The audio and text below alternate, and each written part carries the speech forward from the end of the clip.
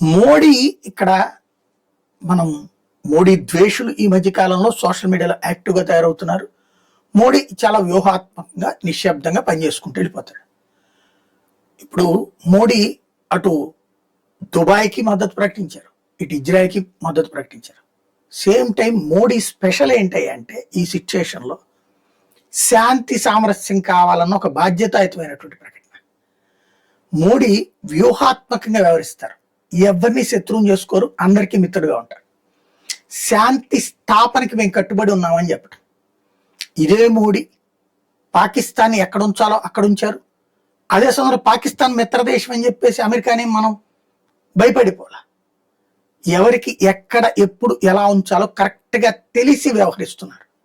ఇవాళ చూడండి, ప్రపంచమంతా ఇటు అమెరికా సంక్షోభంలో ఉంది, అటు ఇజ్రాయెల్ సంక్షోభంలో ఉంది, అటు యూరప్ దేశాల సంక్షోభంలో ఉన్నాయి, అటు పక్కన ఇప్పుడు గల్ఫ్ దేశాల సంక్షోభంలో పడ్డాయి. ఈ టైంలో పీస్ఫుల్గా ఉంది ఎవరు? టీవీల్లో చూస్తూ, యూట్యూబ్లో చూస్తూ, మోడీని తిట్టుకుంటూ, టిఫిన్లు చేస్తూ, భోజనాలు చేస్తూ హ్యాపీగా ఉన్నది ఎవరు? ఇండియన్స్. ఎందుకని? యుద్ధం ఎక్కడ మొదలు పెట్టాలో కాదు, యుద్ధం ఎక్కడ ముగించాలో తెలియాలి. రష్యా ఉక్రెయిన్ యుద్ధం మొదలు పెట్టడం తెలిసింది, ముగించడం ఈ రోజు దాకా తెలియక 4 ఏళ్ల నుంచి 2 దేశాలు సంక్షోభంలో పడుతున్నాయి. ఓడినోడు ఇంటికెళ్ళి ఏడుస్తాడు, ఓడినోడు అక్కడే ఏడుస్తాడు, గెలిచినోడు ఇంటికెళ్ళి ఏడుస్తాడు. అది అక్కడ జరుగుతూ ఉంది. అలాగే ఇజ్రాయెల్ హమాస్ వారు సుదీర్ఘకాలం పాటు జరిగింది, 2 సంవత్సరాలు జరిగింది. ఆ ఇంపాక్ట్తో నష్టపోయింది, ఇద్దరూ నష్టపోయారు, ఆర్థికంగా తీవ్ర ఇబ్బందులు. అదే ఇండియా పాకిస్తాన్ని మన పహల్గామ్ ఇన్సిడెంట్ ప్రతీకారం కొట్టింది.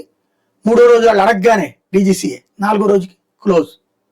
ఇక్కడ మనల్ని తిట్టారు కూడా మోడీని. కానీ మోడీ ఎవరి కోసం యుద్ధాన్ని ఆపితే?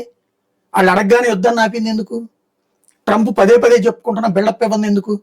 ఎవరికో బిల్డప్లు కాదు కావాల్సింది, దేశానికి కావాలి, దేశ ప్రయోజనం కావాలి. జూదంలో యుద్ధంలో ఎక్కడ బిగించేయడమో కాదు, ఎక్కడ ఆపడమో తెలిసినోడే సక్సెస్ అవుతాడు. That is Modi.